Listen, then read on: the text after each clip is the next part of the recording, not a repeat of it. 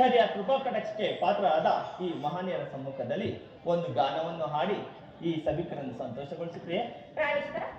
ಯಾವ ಋತುವನ್ನು ಕುರಿತು ಗಾನವನ್ನು ಪಾಡಿ? ಋತುಗಳಿಗೆಲ್ಲ ಶ್ರೇಷ್ಠವಾದ ಋತು ವಸಂತ